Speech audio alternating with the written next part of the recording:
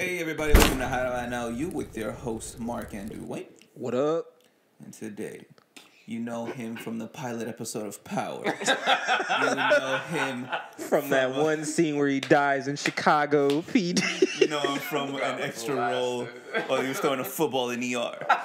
Was he also like on like a gurney in like one of the shows? You know him as the SWAT officer from the Foo Fighters music video from The Pretender.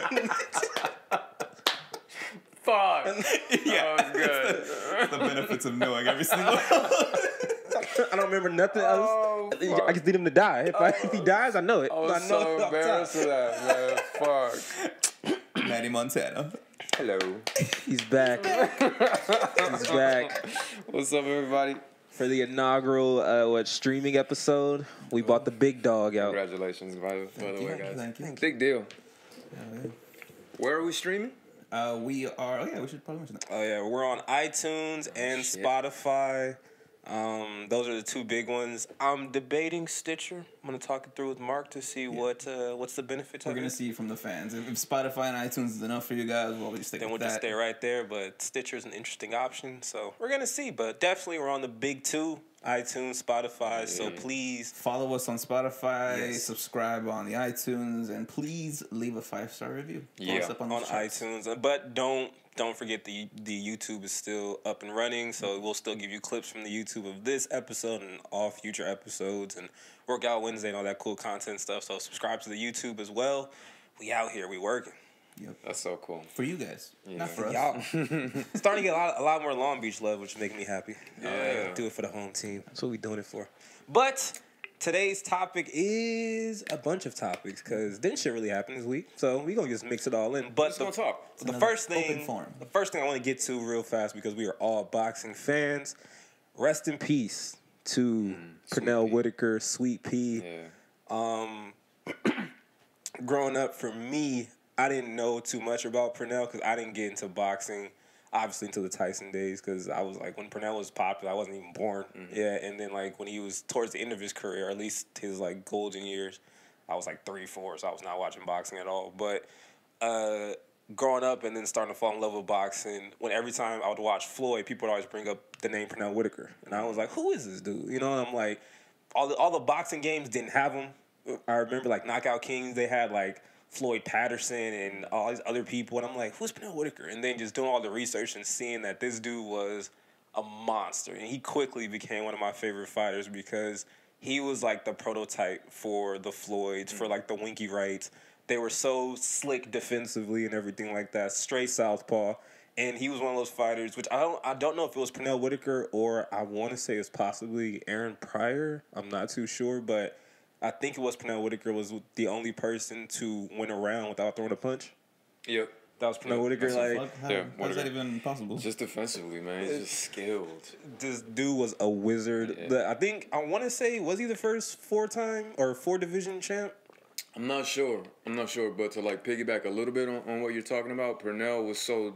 Oh, yeah, because you grew up in that era. So Well, I was still young, like, you know, we didn't have cable, we didn't have shit, so I couldn't really watch his fight, so I Right. just got into it when I was older. Defensively, he was able to move up in weights, and he was a little dude. He wasn't big, but he was able to move up in weights and just avoid Naturally. these big dudes' punches and beat him and outclass him and outpoint him. Yeah. A lot of fans didn't like him because whatever, you know. Fans are gonna hate a black boxer that's skilled defensively. Yes. No announcer is gonna say that. No analyst is gonna say that. That's just the truth. Right. Everybody wants to say, "Oh, he's running. He ain't fighting. So he's winning." Nobody talks shit when a defensive NFL team is winning defensively. Nobody talks shit when an NBA team is winning defensively. Nope. It's a fucking boxer. Like, let him live. Let him have a long ass career. Let him be smart. And he died how, in a car accident? Yeah, in Virginia Beach, his hometown. Yeah. He was apparently, I think he was walking back to his house and he was struck by a car, and apparently he died. He fuck. died instantly. And from the reports, there was the person driving the car wasn't intoxicated. You know, they weren't on any drugs. It was just they said that Pernell was wearing dark clothing. They just didn't see him. Damn. And yeah, but one thing I wanted to bring up from the Pernell time was I remember specifically that he was one of the only people that knocked out Roger Mayweather. Oh, shit. And that was something that, because Roger Mayweather, like, he was like the start of like that tribe of like basically this is what Floyd's gonna be, and he became obviously I think Roger was the Mexican assassin or something like that, and he was like a very hard person to knock out, and I think Purnell knocked him out like in the first 3 rounds or something like that. Oh really? It was like he just washed him, and Purnell. His 2 biggest fights were his 2 biggest losses that weren't losses, which was Julio Cesar Chavez, which was, everyone knows if you watch the fight, he won the fight clearly, but they called it a draw. And then De La Hoya. This is like 93, 94. He fights De La Hoya, and they gave him the loss on that one, which was bullshit. Yeah, it was complete bullshit. And they basically said those 2 losses he never got over. And they pretty much, that started the downward spiral of his career and everything. But he was, Roy Jones said something super dope that I'm going to steal. He was like, Pernell Whitaker basically was his inspiration. He's one of the last fighters to play King of the Hill, which basically King of the Hill is whoever's on top, it don't matter. I'm coming down. Whoever thinks that they can beat me, I'm going to be here. I'm going to fight you. That's it. Purnell was one of the last people who was like that. Roy Jones, to me, was the very last person to do that in that era, you know. But Pernell Whitaker was one of those people who, it didn't matter. It didn't matter what weight class you were. If you felt you were better than him, he was going to come see you. Y'all was going to fight. Y'all was going to get it in. He was most likely going to beat you. So, rest in peace to Purnell. We'll get into boxing a little later because there's a big fight coming up this weekend. But there's a couple things. Well, actually, Mark, you want to start? Yeah, you had your there's one story I saw while I was at work because work was boring. I was on Twitter, and there's a guy named Jerry Foxhoven. He is now the former director of Iowa's Department of Human Services. Okay. He was asked to resign by the governor of Iowa, Kim Reynolds, because of his pretty much his outspoken love of Tupac. So he would like weekly he would weekly send like inspirational quotes to like his employees, just be like, hey, you know, like, this is crazy. We don't do pre-production, but I have a Tupac topic. Really? That's awesome. This is gonna be cool. Hey man, we're right here. We're right here, man. We do this. So like, I guess over the when it was Tupac's birthday, he emailed like his colleagues. He's like on Father's Day too. He's like, and no, you know, Tupac's birthday's coming up. Put on your calendars. You know, it's just like a joke. And he would on this, he said, for years, Foxhoven hosted weekly Tupac Fridays where he would play the rapper's music in the office. He also brought Shakur-themed cookies to the office to celebrate his 65th birthday, some with iconic phrase "Thug Life" written on them, according to the report. The AP, through public records request, was given 350 pages worth of emails with the words Tupac or the number Tupac sent from Foxhoven's during his 2-year tenure at the helm of Iowa's Department of Human Services.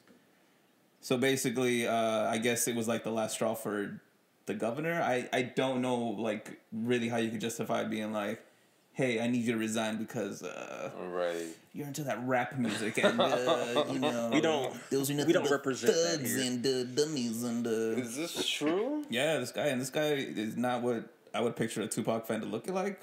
That's, you know, it's funny. I know what you mean, but that's exactly what I would picture a Tupac fan. But I think he's like one of those like he was like I heard what he was saying, not just what he looked like and everything. I don't want to follow him. Does he have a Twitter? I have no idea, but he's all over right here. He's all trending and stuff. But how do you? Question: If you are the governor, right? Mm-hmm. And I don't know if it makes a difference that she's Republican and it's Iowa. Oh, it makes a big difference. How do you justify asking this person to resign without stating what probably is the obvious? Like, what's the excuse you have to give to the public? Dwayne, go. I don't know. I'll be honest with you. I don't. I guess it would be. I mean, when it comes to stuff like that, like I told you, because we've been talking about work and shit. When it comes to stuff like that, they find ways to get you out without saying what it is really is going on. Yeah, so, you know what I mean. So you think the Tupac thing was an excuse? Like it wasn't really about Tupac stuff. It was about something else? Probably was. That probably was something that probably rubbed them like super wrong, and they didn't like it. But they waited for something that he did, or they knew that was gonna happen, and then they just, it was like, okay, we can get him out right here, right. So and was that the reason that they said, or was that just one of the reasons? It's basically like he's not quitting, or he's not getting fired. It's like your boss is like, hey, look, I don't want this to look bad on your record, so let's mark this down as you resigning. It's a forceful resignation. Yeah, like, hey. That's such bullshit, man. Yeah. They're gonna find a way regardless, and they're not gonna. It's rarely admitted the truth. Mm-hmm. But that's fucking awesome that he would do that. That makes me want to do that more. Right? And I was thinking, like, because I was thinking on the way home, I was like, would it have been the same if it was like he was playing some rock music or something, or some pop music that's like. Right. Whatever. No, we fucking, which I think is complete bullshit. But we, cause I don't watch the movies. But why do we have like a May the 4th? May the 4th be with you. I'm like, you celebrate that word. Yeah, like all these bullshit. Like, why? I don't National care. Nacho Day. Right. I've never seen one Star Wars movie. But I'm supposed to celebrate this shit for what? For an extra break. No, I'm not doing that. Yeah. Oh my god. But that was just a cool story that I came across on Twitter, like some that like a positive, like not so positive for him because he got fired, but it's kind of cool to see. Yeah, that's awesome. Let me ask you guys a question because you're younger than me, and like I have my issues with social media, and I don't know like when I want to post shit and when I don't. I often want to like when I know big days of Tupac are coming up, like birthdays, death day, when this album dropped, I always want to like post and be like, shout out to Tupac, you know, because this happened on this day. But I'm always like, for what? What is that? Does that show that I love Tupac more? Does that prove to whoever that I love Tupac more? Is it helping? Is it egotistical? Is it just me posting the post? Like, does it do anything at the end of the day? At the very least, I think for you, it gives like the fans, your fans, like, oh, I know this little thing about him, and I'm gonna send him stuff. Like when I see like stuff, I'm gonna draw a picture of him with him having all of Tupac's tattoos. Do it, people. Do it, people. That would be awesome. Would it also like school somebody on Tupac that probably didn't know him? Yeah, especially like the new generation where like they're all like, I guess what was his name, little whatever with the sleepy face. Like Tupac was boring. I'm just like, let me explain to you why Tupac wasn't boring. Well, dang, now I gotta get into my Tupac one. I was gonna say No, go ahead. Let's go. So rapper, I don't know if you remember Mark because we met him before, but Glasses Malone. Glasses Malone dropped a song and visual today, and this might spark some controversy, but let me get there first. He dropped a video and a song called "Tupac Deserved to Die." Whoa. And it was basically from the perspective of Orlando Anderson, a.k.a. Baby Lane, who we now know, which we already knew, but we now know was the one who ended up killing Tupac after the whole brawl in Vegas and everything like that. So a lot of people, you know, they had their opinions on it. But if you know Glasses Malone, he's a certified street dude. So he's also very smart. So he's not going to do something without reasons behind it, right? So the one thing I wanted to get into about this, my question is, from everything we know today, now let's look at Tupac's life, everything he did. Let's look at, the countless movies, documentaries, everything that's been on Tupac, right? When he comes to the streets, should Tupac be respected in the streets? 100%, yeah. Why? Tupac? Yeah, and I'm talking about now. When I say the streets, I'm not talking about like everyday streets. I'm talking about the actual life he was portraying, which is like gangster shit. He wasn't though. Like, okay, explain what. I mean, when I think of Tupac's music, I'm thinking about the hood, as in like rising up, right, being better, helping one another, giving hope, inspiration. He didn't really bang. He didn't talk about hood shit. Thug life was just an acronym. When I think of him, and I'm not just saying this because I love Pac, I'm saying it because I really believe that. I don't think he was spreading like hate shit. I think whenever he did have like a battle song or like hit him up, I always felt it was directed at somebody and it was for a reason. And it was also to sell records. It was a show. He was very Shakespearean. Right.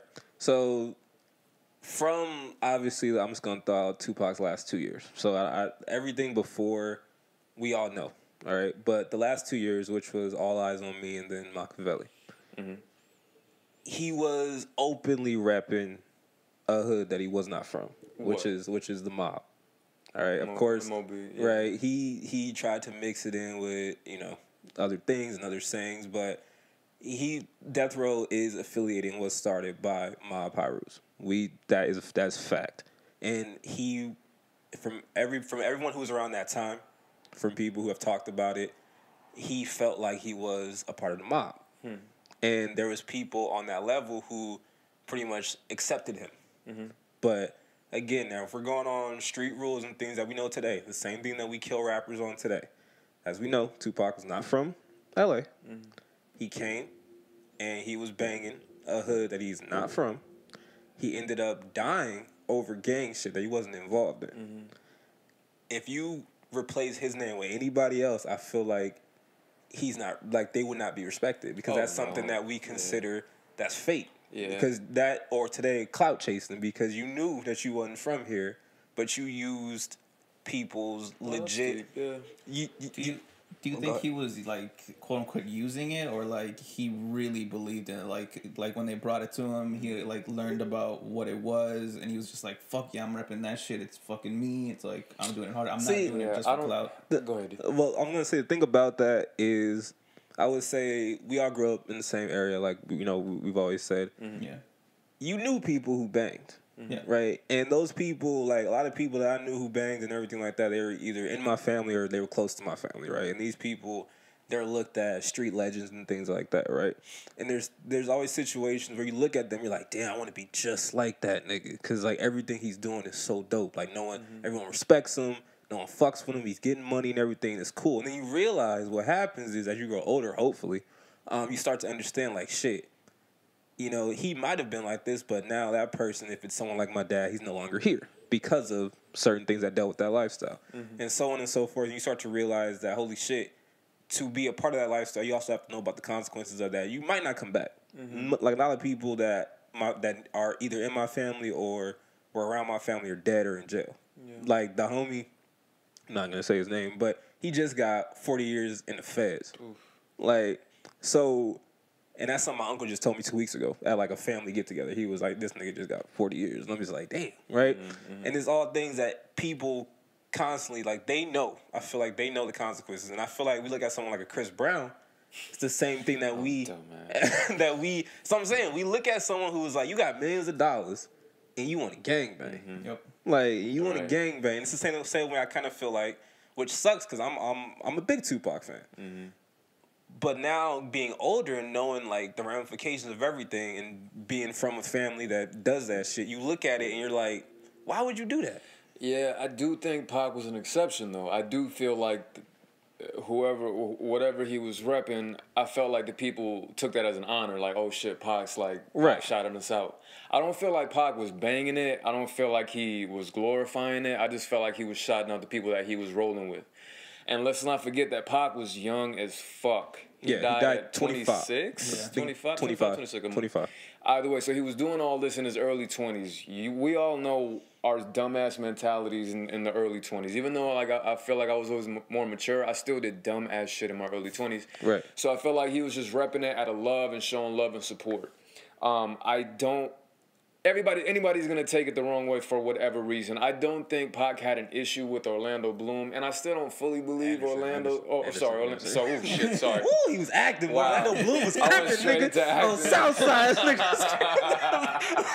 Orlando Bloom. Is he still acting, by the way? Orlando? Yeah, I'm sure, like, little movies. Anyway, he has that Lord of the Rings. Sorry, Orlando Bloom. I don't even know if Orlando Anderson did it. There's still so much shit behind it. Anyway, I feel like he was in the mix of some... Orlando had beef with some people that Suge might have been with. Pac was just that dude that was going to ride with whoever he was around. He just seemed like that dude, so he got caught up in some dumbass shit. Like, if he called you a friend, you were like, I'm going to roll with you. Yeah, and he would even say, he was like, look, I hang out with a lot of people. Like, when he had the rape charge, he was like, I don't know those dudes. Like, and he would reference, like, hanging out with, or like, comparing it to, like, a rock star's life. He was like, they don't know, like Metallica, they don't know all the fucking people that are in backstage or in the green room. They're just there. Like, this dude has the weed, so he could come kick it. He has access to the club, so he can come kick it. Like, Pac just was, like, cool with whoever was cool with him. Yeah. So here's my question to you then. Using that same example and things like that, right? So if you're somewhere and you're cool with a person, and you know you don't know this person's whole background, but you've been cool since childhood or whatever, right? So they come to you and they like, oh, you know what I'm saying? These dudes just try to jump me and everything. Knowing your character, you're not gonna walk away or be like whatever, right? You're gonna I'm not gonna say you're gonna go do something, but you're gonna stand your ground with him. You're not gonna let him just. If it happens right then and there. Right then and there. And like I'm like this is my friend. Right. So at that point, if it comes to find out later on that your friend is a Crip, these dudes is Pyrus, now they think because you helped them, you a Crip too, so you got to get the same consequence that he has. Yeah. Are you cool to ride with that? Oh, I'd be fucking terrified. I'd be like, fuck, why did he get me in this shit? And that's just the honest truth. I'd be like, fuck. And I would not take things any further. And that's just the truth. I would like try to avoid everything as much as possible. So that's what I'm saying. Because for the reason why the video and everything came out, because basically the video outlines the perspective from Orlando, which is shit. Because the whole it's a dope video. That's dope. It's the whole, if you know the story, it's pretty much that the dude who, because this all starts at the Lakewood Mall, pretty much. But a chain gets snatched at the Lakewood Mall. It's a death row chain. Orlando's a dude who snatches the chain. Orlando goes to Vegas. They're wearing the chain. They're at the Tyson fight. They're not even trying to link up with Tupac and them, right? But just so happens that the same dude that he snatched the chain from sees Orlando. So then that same dude, for whatever reason, which still we still don't understand to this day, he goes up to Pac and he's like, "That's the dude who stole my chain." But of course, Pac is not.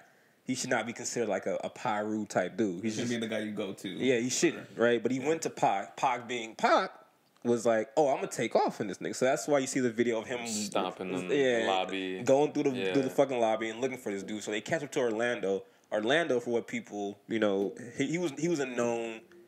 He had bodies on him. He was a known hitter in the streets. So he wasn't a dude you was gonna test like that, right? So when Pac did what he did, Orlando is like I said, he's a known dude in Compton that really does get at niggas. He's looking at it like it would have been cool if the Pyru dudes would have did it. I respect that. They gangsters. This is what they do. That's gonna happen to you. He didn't respect it from Pac because nigga, you a rapper. You don't gangbang, right? I gotta get you. I gotta hear this song. I gotta get you. That's really cool. I have to get you because if I let this slide and I go back to Compton, they gonna fucking I'm nothing. The story gonna get blown up. This nigga Tupac probably choked him out or whatever, and it didn't happen like that or whatever. So he's like, I gotta get you, right? Because this is my reputation on the line now. I can't go back to my hood because they either gonna do whatever. They're either gonna discipline me for letting that shit happen, or that nigga's gonna be all at our necks because it's like you let this nigga, he don't even gangbang, you know what I'm saying? So is the song from Glasses it's not like a diss to Tupac? It's it's like listing the events that happened to be like he kind of deserved to die, right? Because that's what the perspective is. If you live in that lifestyle, and you do some shit like that. That's what's gonna happen. It might, it just might happen. Oh shit! Okay, yeah, because I was confused. That's dope. At first, when you mentioned, it, I was like, "Oh, it's a disc." Because then when I looked him up, I was like, "Oh yeah, I remember meeting him." Yeah, I remember buying a Mother's Day card from a Black Mother's Day card. Yeah, and it was a Dear Mama. It was a Tupac song, Dear Mama, and it had whatever the lyrics on it. And I was like, I know he's a Tupac fan. Like, why did he? But he's just basically it was like objectively, it was outlining street code. And it was like that was supposed to happen. Like it had to happen that way. That's dope. I feel like. With everything you said, brilliant, by the way. That's really awesome. If Pac hadn't stomped him out, I felt like he would have been fine. Like 100%. Shouting them out in the songs every now and then, wearing a lot of red. He would have been fine. Right. But yeah, he got in the mix of some shit, and that's the outcome. That's the outcome. That's why I go back to the original question. On a street level, should he be respected? Because nowadays that's why you see like a lot of people, maybe not like the Lil Pumps or whatever. I forgot his name. Right. But they disrespect Pac for a whole different reason. But you have someone like 03 Greedo, who's locked up right now. He's doing 20 years. But before he went in, he had a lot of controversy because he was talking about how he felt like Tupac, like a lot of people died over this nigga who didn't gangbang, getting into gangbang shit. And then he's like, a lot of people, like a lot of family members that he had, a lot of people that he knew, growing up died over that shit because everyone knows after Pac died, there was like a huge war in Compton, right? And he was like, for what? This nigga's not even from Compton. Like, why is people dying over this nigga? Like, he felt like Tupac did way more harm than good. Wow. So that's like that perspective of people. He's like, because he said flat out, he don't respect him in the streets. He don't respect him as a gangster, none of that. He's like, because he's not. those reasons are perfectly acceptable. You're like, I'm like, I can't argue that. I'm like, you have valid reasons. It's not like these little pumps where it's just like he's boring because that's the old stuff and anything old is boring. Right. Kind of bullshit. So that's. I don't know that dude, but you're 100% right, and that's his perspective. And from his viewpoint, I could be like, yeah, I see your point, man. And I'm a Pac fanatic, so anybody that like says anything negative about Pac, I'm quick to like try to counter. Right. But in that sense, I'm like, yeah, that makes total sense. I always felt like Pac was the exception to the rule, because I can't name anybody else who would do the same, and me being like, you know what, I'm cool with that. Maybe Kendrick. But I don't think Kendrick would do no shit like that. No, he stays far enough away from it. Right, and that's I respect it. And I feel like he took that lesson from Pac. Because he's from those hoods. Like, literally I'm like, from there. He's from, like, a hood. So, but he maybe didn't gang bang, but he's at least from a hood. Absolutely. And again, but if he did, he would be the one that people would be like, yeah, it's Kendrick, though. You know, it's Kendrick. You know, let him slide. But all these other motherfuckers that want to do it, I just don't understand it, man. Grass is always greener. Just on the drive here, and I meant to tell you guys, I'm turning down whatever street that was right there, and I see 4 white kids, 2 dudes, and 2 girls, teenage, you know, dressed like more like what you would consider like a cholo to dress like, you know, black beanie, super low, you know, khakis on and shit, and I'm like, we're in fucking Orange County. Like, come on. I understand it. I understand the street thing looks cool to you, but why? Why do you need to pretend to be tougher than what you are? If you are acting tough, I'm sure you got a fucking knife on you. I'm sure you got something on you, but you're not tough, man. Yeah. Like, stop trying to do it. Chris Brown, I don't know you. I don't really listen to your music. I don't know why you're always in the news. I don't know why you're always arguing with somebody. You're always in a beef with somebody. He was going to have, like, a boxing match with who? Soulja Boy. Soulja Boy, like, why? Somebody talks bad about your baby mama or your girl now and you're going online. I don't understand. I feel like and I see it with Disney kid actors too, like Lindsay Lohan. It's like when they were coming out, there was this image of like, oh, clean cut and goody two shoes, and then they reject that so much that they overcompensate by doing all this crazy shit, and that's why like a majority of people are like, why is he doing that? Like, that's dumb. Like, it was fine the other way. Like, but just even grow, you know, normally. Not even on a grand level like that. Not even in the entertainment industry. Like, how many people do we know that act that way, including myself, man? And look, I'm older now. I could be 100% honest with myself. I remember going to Sacramento.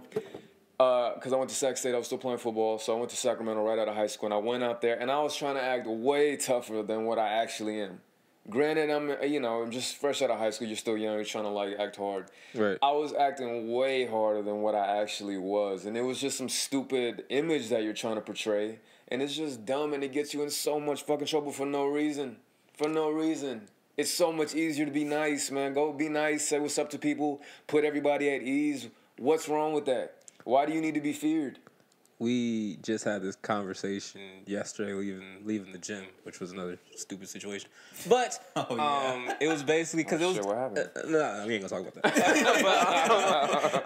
But it was basically what you had outlined, because it's like the thing that I told him that I have to always try to, like, basically every time I walk out the door, right, every day, I'm always like, okay, I live in Orange County. Do not get offended by these white people, because they will make you do some shit that you don't want to do, right? So, even before the gym, we went to an In-N-Out. This is like a couple streets away. And there was a white boy. Like, I'm pulling up to the In-N-Out, and there's a white boy. He does like a little spin flip in the parking lot. I turned to Mark, and I'm like, yeah, like, I'm going to go through the drive-thru. I'm not getting out. Wait, a spin flip? What do you mean? Like he was just jumping and spinning. And we're like, what the hell's going on here? Right, exactly. Some weirdo shit. Exactly, right? And I was like, yeah, I'm not getting out. No, because I'm like, if he says something to me, I'm smack shot him. Like, already, because I'm like, you doing weirdo shit. Is there some shit I don't know about? Like, what? No, it's just jumping and spinning. Yeah. But he was he doing with a group? Yeah, he was with a group of people. Gotcha. Yeah, okay. So I was like, gotcha. I'm not doing it. And then Mark... Wait. I feel like a lot of people aren't going to understand what the fuck we're talking about, and this is like something that minorities might have to deal with on the regular that maybe other people don't. When I see a group of people in an area where I'm not comfortable with, and I see them doing shit like that, I'm already on edge. Dwayne did a smart fucking thing by not You didn't get out the car. No, we did okay. because your brother here. Because I saw them walk away, and I was just like, oh, they left. I was like, okay, cool, let's go inside. Is that okay? Yeah. Okay. Yeah. So your brother here was like, let's go inside. I was like, all right, cool. We walk inside a huge line of white people, and they're all the weirdest looking white people ever. I'm already uncomfortable. I'm like, fuck, man, right? So we sitting here or whatever, right? Fast forward, we order, we sit down. There's these 3 girls that are next to us. That they are all super fast. If you guys know what fast means, you guys know what it means. But because they are way too young, they all looking like some hoes. But anyway, so we sit down or whatever. The girls get up, they get their order. I guess one of the girls drops her debit card or whatever. So your brother. Someone grabs the card and hands it to the cashier, and the cashier's looking like, oh, who's, he's saying a name, no one's responding. But like we both sitting there, and I'm like, oh, those had to be those girls that were right there, And then Mark goes like, oh, I know where they are, like I know whose card it is. And then he's like, are you sure? This one pissed me off because he kept saying, "Are you sure?" to me, but the guy that handed him the card that he was going to give it to him, the cashier, yeah, the customer that handed the cashier the card he looked faded as fuck. Yeah, like he was just like you could see he was barely hanging on, like whatever. And they were both looking at each other like, should we trust this guy? Right. And I was like, what the fuck? And I was just like, I was like, you can watch me walk over. Yeah. And then Dwayne brought up something cool. It was like, so what if I kept it? What are you gonna do? Like what the fuck are you gonna do? Wait, you said this to him? No, I'm not. This is like we were leaving. Yeah, because I was just like, and then like what makes you so trustworthy? Right. Some cashier at In-N-Out, like what the fuck? Like you're incapable of taking this card and like stealing information. I was like, at least you can fucking see me walk, and then you can point to somebody. So those situations for some reason always happen here, and I tell Mark, and I'm always like, I try to like legit try to get myself out of my body, and I'm like, I'd rather him get mad and then just do Mark stuff. I'm allowed to because of this, because of this color. Then me get mad and then do me stuff, because if I do something, I'm in trouble. Like I already know, right? But then the thing that I do hate, which sucks, when I'm in my neighborhood. If you piss me off over there, I'm going to do something to you. And I feel like that's fucked up because it's like, that's my home. Man. Yeah. That is my home, right? But then these other places, I let so much shit slide, and I hate it because I feel like, why am I doing that? Why am I doing that? And I talked to Mark about that yesterday. I'm like, is it wrong to let it slide? Because I'm like, they're white. I know what's gonna happen. They're gonna melt under that pressure. When I really put that pressure on you, you're not gonna want it. Like it's just a different. The repercussions are so different. Right. An ass whooping, a fair fight, you jumped. You know the outcome. This is what happens. Right. With the other side of that, I just can't say certain things that I want to say because of the position I'm in. Right. And the other side, legal action, sued, getting taken for everything you got. Yep. You end up in jail, and you're like, what the fuck just happened? I was just going to the grocery store. and it's shit that we have to deal with on the fucking daily. Me and my wife deal with it all the fucking time. I'm trying so hard in the neighborhood that I'm at now to just avoid everything. Like, I used to be so nice, man. And I still am. I'm a good person. But I used to be so fucking nice, man. I used to, like, go around any neighborhood I was in. I would, like, hey, how you doing? I'd smile. A quick little talk. Anywhere I was at, I would try to do that. Now, I'm walking around my neighborhood when I first moved in there, and I'm, like, saying hi to people, and I would notice that they were not going to say hi to me unless I put them at ease. Yep. Every Latin dude knows what that feels like. Every black dude knows what that feels like. Every Samoan dude knows what that feels like. Most minorities know what that feels like. And it sucks because I'm at the age now where I'm like, fuck this shit. I don't care. I don't care enough to put you at ease. I'm not a threat. Don't take me as a threat. So now I'm just walking past. I just walk up the street on my block, and if I see somebody coming, I walk straight ahead. I don't care if they think I'm rude. I don't care if they're like, oh, these fucking guys, move into the neighborhood and don't even speak to each other. Like, they wouldn't even speak. Like, they're just so rude. And I'm like, why? Why do I have to be the one? Why can't I mind my business? Thank you. So, like, I like, everywhere we go, like, me and my wife would be, like, talking on the weekends about going somewhere, and I'm like, there's just too many people, and, like, I know it's an old person thing to say, but I just don't want to get into trouble. I have my son now. Even with my son, even like pushing on a stroller, people still don't give me the benefit of the doubt. And I'm like, I have a kid. I'm not going to fight you right now. Why am I a threat? But see, this is my fundamental issue with this. This is why I'm still Which is funny because every time I talk about shit like this, I bring you up as the example. Because I'm like, all right, the example. Manual is the standard. No, because I'm like, the example of this is someone who's way up here. And I'm like, he has so much to lose, but he can't hold it. Like my black ass, I don't be holding it, right? And I'm like, and I have like a little bit to lose now. I'm like, now I'm about to have like a wife and everything. I'm like, there's shit happening, right? I shouldn't do this shit. But does it make you feel like a bitch? Yes. Like that's my issue. That is my issue. I'd be like, I'm not. Like I can't. Like not you. Not you. Why? Mark will be with me sometimes where I'm like, I just have to eat it. Like I don't know. I'll try to tell the story as quickly as possible. Some weird ass people walk by our house. I put a gate in front of my house because we're growing some grass. That's like the drought tolerant grass is really dope, but it's still growing. Eco-friendly. So these people like had their dog on the other side, on like our side of the fence, just peeing and shitting on the yard. And my wife very kindly says, "Hey, can you get the dog on this side of the fence?" The white dude that's with them starts like talking. He starts saying like, "Oh yeah, we'll leave your nice lawn," like with that, that fucking tone of like "fuck your lawn" kind of shit. Yeah. And, like, I go outside because it's disrespectful to my wife, so I'll go out, get in his face, and he does what most people do when, oh, hey, it's cool, bro. Hey, calm down, buddy. No, but he was doing it in such a dick way because he was like, hey, take it easy, bro. It's cool, bro. Doing that accentual, like if he could have, he would have been like, hey, money, hey, B. Yeah. Hey, my dude. My G. He was doing that shit. Calm down. And so I was just in his face, and I took the calm route, and Mark was right there by my side, and, like, we made him walk, like, through me and Mark, like, to go back to where he was coming from. And he just kept on doing that shit, trying to egg us on, like, nice yard, nice fence. Look, I did the fence myself. I'm proud of it. Is it beautiful? No, but it's really nice looking, and, like, so I had to sit there and eat it. And he stayed in front of my house. He picked up his dog and was, like, petting the dog in this weird-ass way, saying, how could you be so upset at this dog? Look at how beautiful he is. And I'm just looking at him. Basically making out with the dog. Pretty much. Weird. And I'm looking at him, and I'm like, man, I just want to... comparing that dog to y'all, and it's like, this dog is worth more than what y'all niggas are. Pretty much. Like... And he was egging us on to the point where, like, anybody that saw it would have... Justifiably, I would have whooped his ass, and they would have been like, yeah, that makes sense. It's supposed to happen. But...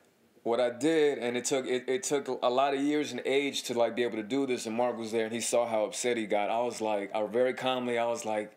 damn, bro, I see the coward in you, man. I see how fucking scared you are right now. Like, I see how, like, you're hoping nothing happens. I see you, like, trying to you think you're mentally beating this, but you're not. Like, I feel how fucking scared you are, right, Mark? And I'm like, Mark, you see it in him? And Mark's, like, laughing, and he's like, and he just gets fucking red in the face, like, oh, yeah, well, as he's walking away, and he tries to do the tough guy shit as his mom and his wife, I think, were pulling him away. And I'm like, okay, I'm right here. Like, feel free to step on my side of the fence, and we could talk about it. And he walks away. Dude. But, like, I thought about it for the next week. I still get fucking, like, sweaty when I think about it. My solution to dealing with not feeling like a bitch these days is just go to the gym and spar. I spar a lot nowadays because I need to hit people, and I also need to get hit because it reminds me that you're not untouchable.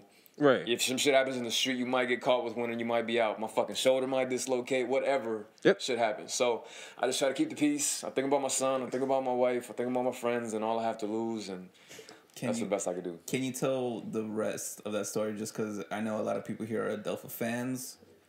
Oh, yeah. So my beautiful wife, who always has my back, I'm talking shit to the guy as he's walking away. And I'm like, man, go with your ugly ass mama and your wait. Is that your mom or is that your wife? Oh, I mean, either way, like, they're ugly as fuck. Just go with them. And, like, the mom, like, I think it was the mom. The mom hands over the dog leash to the guy and was like, oh, now you want to talk to me? And she starts walking to the house, and I'm like, and I'm laughing. I'm like, hey, baby, can you come handle this for me? With no thought. My wife comes out, and, she's from New York and Queensbridge, so she's like, we got issues? And she has her hands like this. She was like, don't come over here on the side of the fence, because if you do, blah, blah, blah, blah, blah. The lady, her whole fucking toughness goes like this, because she thought, oh, this guy, he's not going to do anything to me. As soon as she saw the girl, her whole fucking brave, tough guy shit just went out the window. She did a nice pivot and went right back the other way. So shout out to Adele for more. How did we get on the subject? I don't know. About being a bitch? Yeah, about feeling like a bitch after these situations, but because yesterday I had just told Mark I had just got done like wolfing on a dude at my little sister's school. Wow. And then, basically, long story short, they were gonna put her on a school bus, but my mom was not at the house. My mom called them earlier and told them that she wasn't gonna be at the house, so they were gonna put her on the bus. It was because my little sister told them that she was gonna go on the bus, but my whole thing was like she doesn't dictate what the fuck happens. Gotcha. I'm like, if she gets lost, who gonna take that? Right. Who gonna take that? Right. And I'm talking to this dude, and like he's not looking me in my eye and everything like that. And I'm like, and then I wasn't trying to make it an issue because I was already angry, but I was like, okay, it's y'all fault, but it's not because my little sister shouldn't have said that. I'm gonna get on her, but I'm like, who in the blue hell listens to a child? Right. Like, and he was like, okay, yeah, you're gonna get you whatever, right? And then he was saying all this shit about like, oh, there's a miscommunication and everything like that. I'm like, yo, I don't care about none of that. Why was y'all gonna put her on that bus? Explain that to me. Give me a valid reason. Like, give me a reason. And he's quiet, right? And then there was a black girl who, I don't know if she was volunteering or this was like her first job or whatever, but because I pulled up because like I said, I was already hot. So I had to bust a U. So I busted U, and then like in true nigga fashion, like I don't even park my shit right. I just hop out, right? I just hop out this shit, right? And I'm like, I just hop out, and like there's this poor girl, she's like looking right at me. She's like, "Oh, Brandon, I think your brother's here." And then because my mom told me that the person she had talked to, her name was Felicia. Shout out to Felicia, I'm a catch ass. But so I'm thinking this is her. So I walk up. She's like, "Oh, Brandon, your brother's here." I'm like, "Hey, you Felicia?" And she's like, no, she's not here right now. She's like, "My supervisor's right there," which is this Asian dude, right? And he's holding his clipboard. And he's looking like, fuck. Like, what did I do? I walk right up to that nigga, and I'm like, yo, why was she going to get on that bus? My mom told me that she called Felicia. She told her that they were going to pick her up. Why was she going to get on that bus and everything? This is when we started having this conversation. Like, I had to basically calm myself down because I told him, I'm like, look, like, I'm not trying to, you know what I'm saying? I'm not trying to be that dude, but I'm trying to let y'all know that if something would have happened to her, I was going to come back up here. And that wouldn't have been pretty for y'all. And I'm like, I'm not trying to be that guy. I'm not trying to say, like, all this and that, but I'm letting you know that wasn't right, what y'all did. And he was like, no, I understand. He's like, there's definitely a miscommunication, you know, like, I'm going to talk to Felicia and everything like that. I'm like, handle that. But let me tell you, she don't dictate nothing. Like, when it comes to her safety and everything like that. If I don't call this place, if my mom don't call this place, my older sister don't call this place, then she gonna get on that bus. But if we called and said that we're gonna pick her up, we're gonna pick her up. You don't listen to her. She don't tell you that, oh, no, I'm gonna get on the bus now and everything like that, because I'm like, no one was home at the house. And then like now the black girl, she's walking next to me. She think I'm gonna swing on this nigga, right? And I'm not, right? I'm just... It's how we talk, right? We talk aggressively because it's like, come on, man. Yeah. Like. Because at the end of the day, that's what you have, because you can't fight, so it's just, yeah, I'm gonna scare you with my words. And like, because I'm like, I'm not gonna do that to you, because I'm like, I know it's gonna happen. I'm not gonna do that, but I'm like, I'm gonna try to let you know, I'm like, I'm not one of these people. Like, this is my little sister, but I look at her like my daughter. So I'm like, for y'all doing that shit, I feel like I take it personal. I feel like y'all don't care. Yeah. So I'm like, you know, and like I felt bad afterwards. Like, and that was the whole thing. I called my girl afterwards, and I was just like, see, man, I was like, I don't want her to go back to that school, because she's gonna go back. She went back today. Like, I don't want them to be like, oh, is your brother okay and everything like that, and we're sorry and things like that. Because I'm like, the way that dude was looking, he was not prepared for that. And I was just like, I didn't want to put it on him, though. I didn't. It was just like, but y'all fucked up. Y'all need to know y'all fucked up. Right. And that's what I'm talking about, those situations where it's like, damn, I did that to someone in my own neighborhood. But in these areas, I'm just like, nah, I can't do it. I can't do it, because I'm like, I know what's going to happen, man. Y'all going to take it out of control. Police going to be called. I'm going to like the fucking... get the blame. Yeah, I'm like the bad guy. I'm not going to do that, whatever. But it just, those situations happen a little too much in my life, and I hate it. I feel you. On the daily. It happens, man. But I'm getting better. I'm getting better at learning how to control it and, like, just walking away, because it just doesn't benefit me. Unless I'm getting to the point now, and I want to continue to get to the point, unless you physically assault me, or, like, you touch me, or, like, something makes me feel threatened for my life, I'm going to react then. But besides that, I really just want to walk away, and I want to be confident, and I want my ego to be in check enough to where if somebody was to be like, man, you a fucking bitch, I want to be confident enough to be like, well, yeah, sometimes I can be a bitch. Sometimes I can be an asshole. Sometimes I can be this. As long as you don't touch me, we don't have But would you like the problems, fade, sir? Would you like the fade? Right. I can prove this. I want to be able to say that, look, if you want to fight, we can fight. But, like, I don't want it to keep talking. I don't want to continue talking to you. Because it won't escalate to that, man. People will avoid fights like the fucking plague, but will talk a fucking good game. And... You know what's dope though, man? Well, it's not a generalization, but black men stereotypically, more people are afraid of you than they would be of me in that same situation. Right. They'd be like if I came just like you did, saying the exact same way, same body tone, they'd be like, they'd wolf back a little bit. Right. With you, they're like, oh fuck, right. Shit, what's gonna happen? And it's unfair. It's unfair because I want it. I'm so tough. I want it. I want to be feared. No, it's unfair to like just assume. Oh fuck, he's black. He's scared. Oh he's scaring me right now. Oh fuck, I need to call the cops. It's unfair. Right. So if you were in a suit and tie, would it have been different? I don't think so. Still. No. But me, it's like, hey, calm down. They'd start bucking back with me, and I'm like, what the fuck? What the fuck do I have to do? Like, there's no win. Anyway. We went on off a tangent a little bit, but... Yeah, it'd be funny if your sister took that situation and be like, to put fear in them. Like, anytime she wanted something, like, I can call my brother if you don't want to... I'm going to call this nigga. I'm going to call this nigga right now. Took over the school. On your name alone.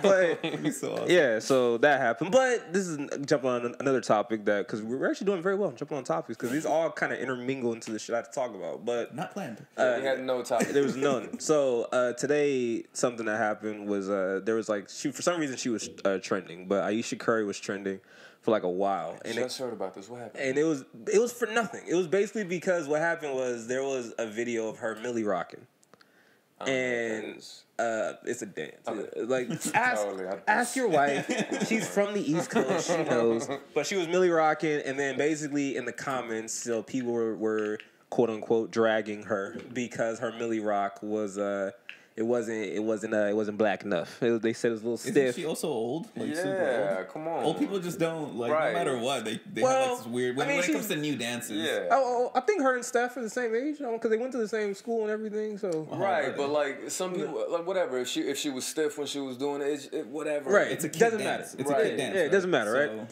But they were dragging her and things like that, and basically a lot of people started to like bring up these whole things about like she does so much, and then that gets Steph have to defend her, get Steph to like basically her to get Steph's name out there, so he has to come out and be like, hey, guys, chill.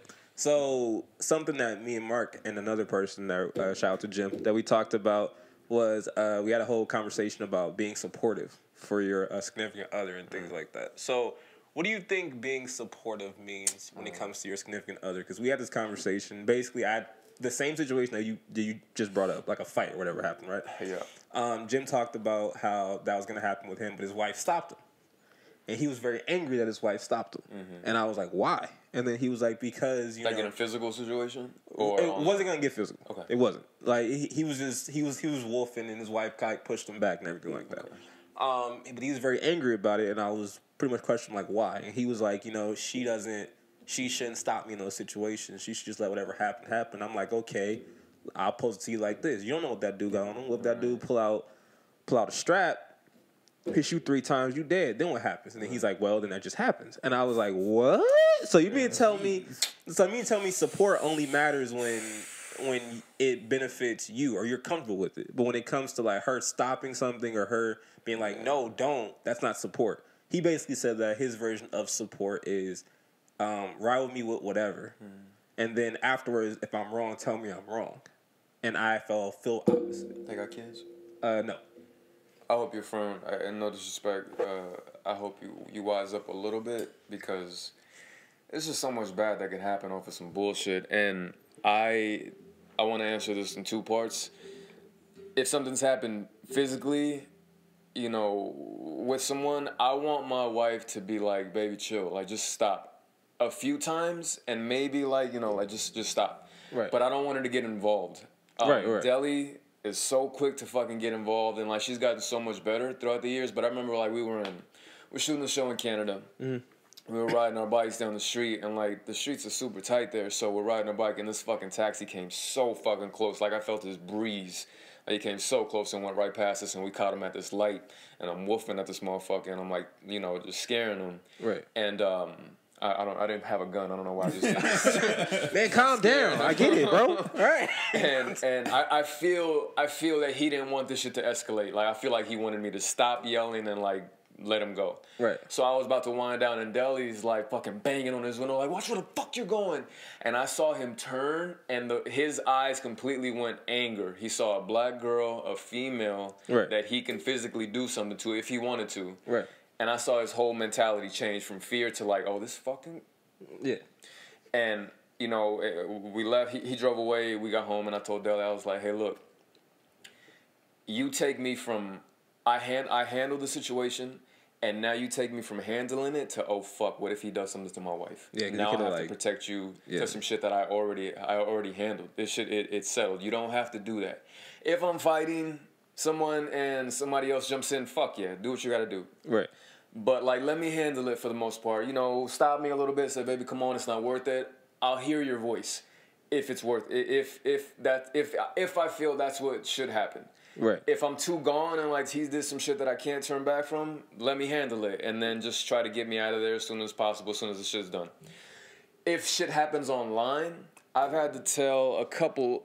She's really great about it, so that it's not even as big of a deal as I'm making it. Certain people want to get online and talk shit about that. I think there's some Facebook page that I've heard of where, like, it's just hate on Adelpha Moore. That's weird. And I don't have Facebook, so I don't really know. I'm barely on Twitter now, so I don't really know. But it's hate, like just directed hate. And she's told me about it, that she's got into it with some people before on Twitter, and I'm like, don't respond to them. Don't respond to them. The best way to do is block. Block it. Any negativity that I get online, and just so anybody that doesn't realize yet, any negativity that I get, it's a quick block. I don't want to fight with you. It's not worth it to me. So in that sense, talk to you. Yeah, in that sense, like, just let it be. I'm not gonna come to her defense and make this public thing that the Currys are doing, because it's not that big of a deal, and I don't think that social media deserves an explanation from me. Right. You know what I mean? So I'm like, yeah, she danced. People are shitting you. People are gonna shit on you regardless. I took a picture the other day at some weed shop, and I was showing them love, and like the one comment that stuck out was my forehead was shiny, and they were like, "Damn, that dude's forehead is brighter than my future," and I'm like, "That's funny." It's weird to make fun of yourself, right? I'm like, it's funny, but you know, you always think you always want to fight back to these comments because it's just keyboard gangsters talking shit. Right. They would never say that shit to you in person. So why do you care? Right. All this shit said, I'm like, don't fight with them, don't argue back. You'll rarely see me in a fucking Twitter battle or an Instagram battle because I don't give a shit. If you're not saying it to my face, fuck you. What I always get them with when they start arguing with me, and it's not even some major shit, I always go like, yeah, man, feel your feelings. Like, do what you want. Feel your feelings, bro. Like, go for it, man. I'm here, I'm listening. And it shuts them up so quick because all of a sudden I think they start feeling like a little, like, oh, kid. I'm like, oh. Yeah, because what else can you do after that? Yeah, I'm like, say what you want, man. I don't care. Like, I'm not gonna stop you, but you're using a fake account. You're using something with no picture, so clearly you don't stand on your words. So why would I argue with someone that's not standing on what they're saying? Yeah, and it's weird, man. I follow this dude on Twitter named Bishop something. Do you follow him now? Yeah, I forget his old name. Super dope. He's always posting about, you know, racist things that go on in the world and putting people on blast. He's a super dope follow. Some shit happened with somebody else that I follow. I didn't know the full story. I commented on what the girl said to Bishop, like, just like LOL, you're the best. Somebody else was like, wait, don't you support Bishop? Because now you just sound two-faced because you follow this person and this. And like, Deli had to tell me the full story, and I was like, oh shit, yeah, I think I shouldn't have like picked sides, so to speak. Right. And I was about to go on Twitter and be like, hey, this was my fault, I didn't know the full story. And I'm like, so the fuck what? I was like, who fucking cares if one person... No one fucking researches the full story before they comments on shit. Yeah, and like, look, I'm saying it now like, oh yeah, that was my bad. I really didn't know what the fuck was going on. But they don't deserve my time to be like, oh, you know what, guys, this is what I actually meant and this is what I feel. Because even when I do that, somebody's going to be offended about this shit. So I'm like, I don't give a fuck, man. I'm about to delete Twitter, I think, or I might just not use it. Instagram is there because I love seeing my friends and family's photos, but that's it, man. There's no reason to fight about this shit. So, yeah, to come back full circle, let me handle it because I don't want to put you in danger. Speaking of my wife, I don't want to put her in danger. And she said the same to me. She was like, look, if I ever get into some shit with the girl, you can say what you want, but let me handle it. Take our son and get out of there. So I'm taking her word for it. Sometimes you just feel like fighting. Yeah, that's how it is. Let that aggression out. So, I guess when it comes to support, then you're on the stance of pretty much whatever your significant other says, you're gonna follow. When it comes to that, because I'm basically trying to get to the point. If you feel like you know what's best in this situation, do you feel the need that, or do you have the right to be like, you know what, nah, we're not doing this? Because even if she said like, you know, this a girl thing, whatever you see this, but all of a sudden you see like other two girls in the back, they come, they about to jump her, you're like, oh no, I gotta. I feel like your significant other should have the should have the final say when it comes to what happens, because if my wife was actually really trying to stop me, I would start thinking, oh shit, I think she sees something that I don't see, so I'm gonna listen to her. And I never get that blinded and raged where I won't listen to her, and especially her, because I'll hear her voice before anybody's. So like I think I pull back, and I hope she would do the same. I just don't want to get into no shit where like what your friend just said. I don't want somebody to go to the trunk and like I didn't see it, and I'm sitting here ignoring my wife who's telling me like we need to fucking go, and I'm sitting there trying to act like the tough guy. Right. So I think at the end of the day, you should listen to your significant other when they're like, yo, we need to go right now. Okay. Yeah. You? Well, I feel the same way, and because I brought my situation up, which was nothing near that, but it was like basically a work situation. Me and a coworker had some words, and then I told my girl right after it happened, and it was another girl that I had words with. So I told my girl, and my girl was like, "You need to apologize," right?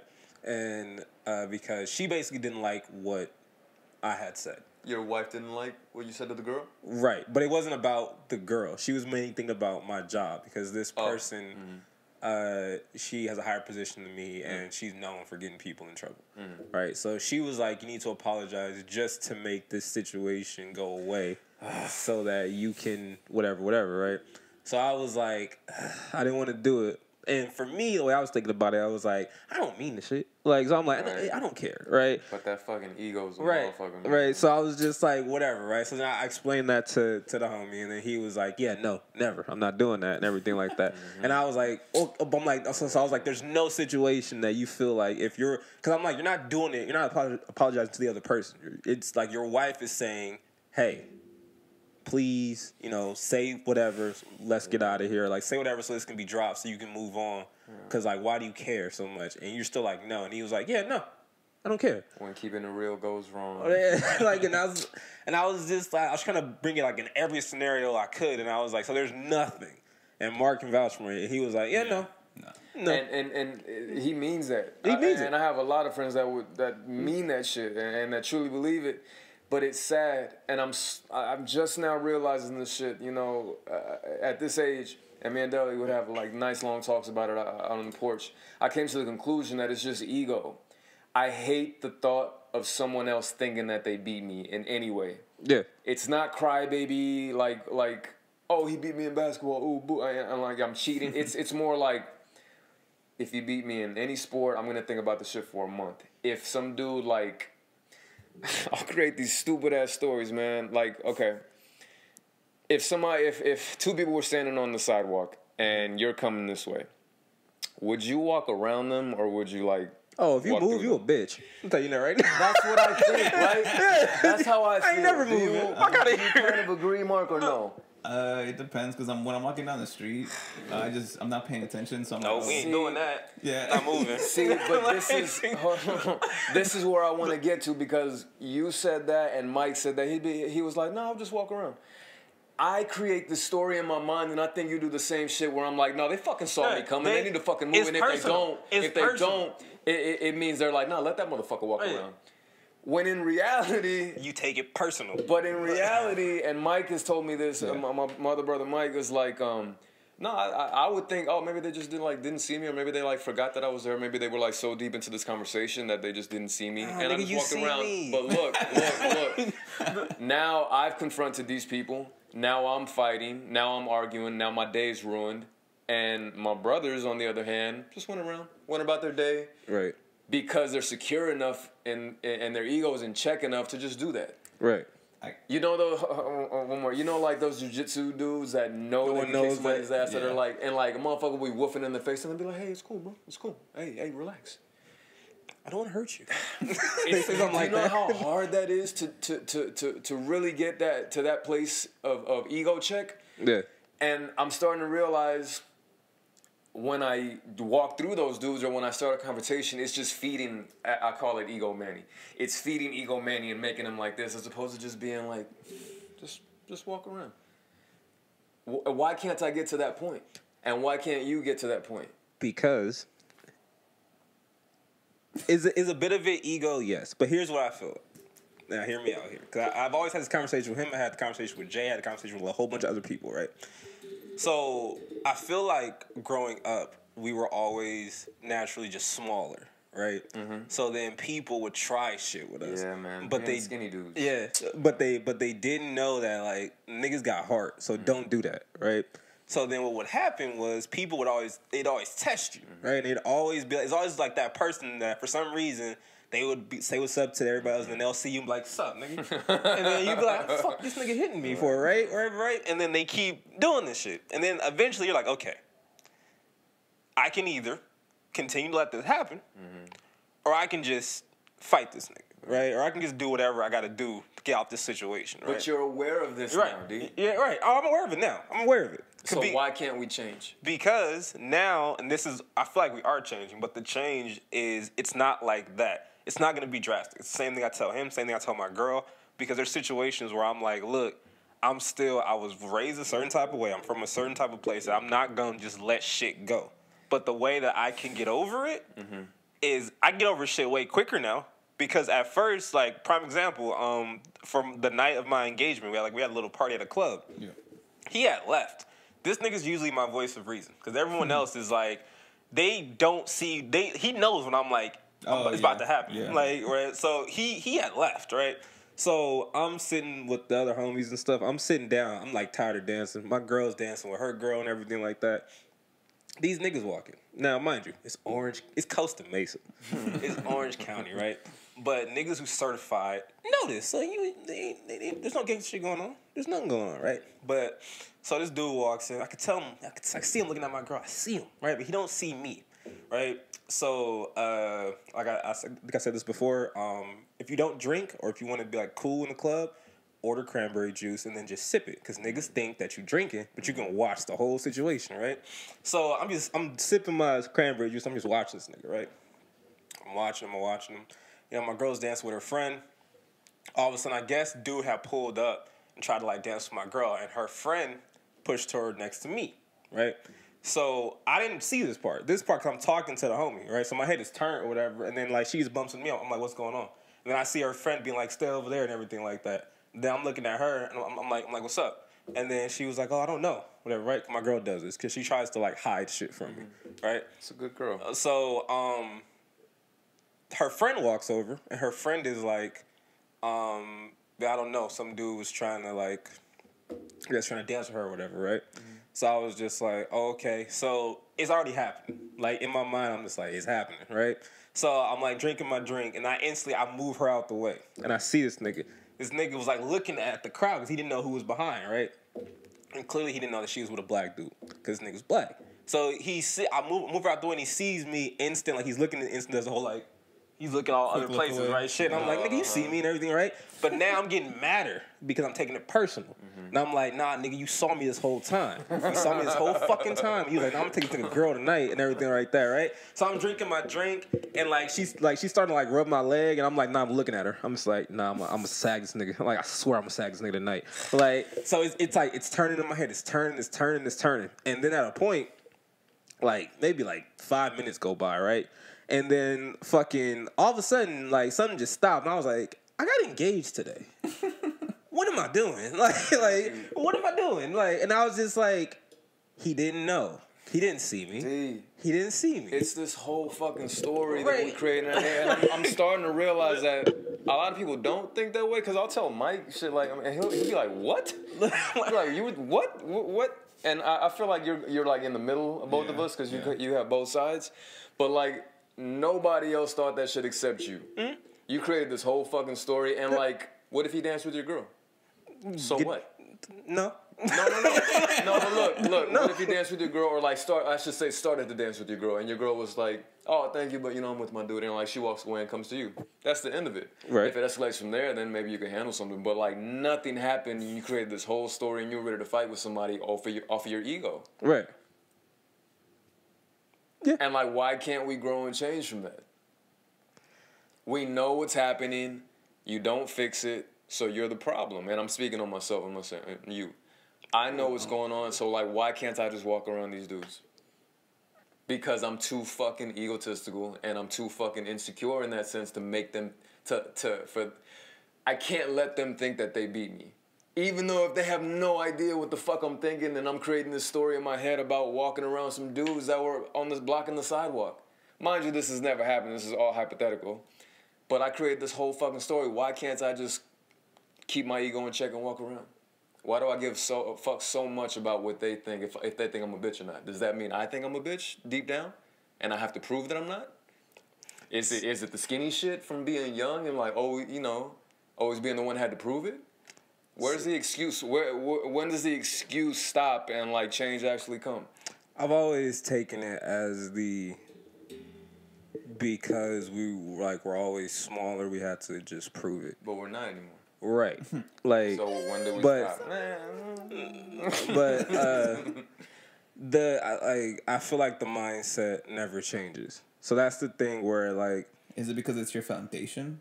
Yeah, and that's like, for example, right? Like we're talking about situations where like whatever situation happens, right? I've been in situations where like shit's been escalated and fights have happened, and I've come out on top, which is whatever. I've been in situations where like I've gotten jumped and I didn't come out on top, so it's like whatever, right?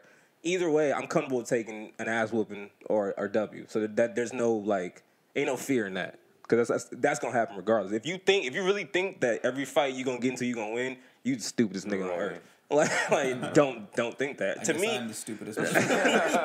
No, because to me, I feel like shit like that like, to me, I feel like you pussy when you think like that, because I'm like, in any situation, I always look at it like, no, this is gonna happen regardless. You know what I mean? Like, so are these jujitsu dudes that avoid fights, are they pussy?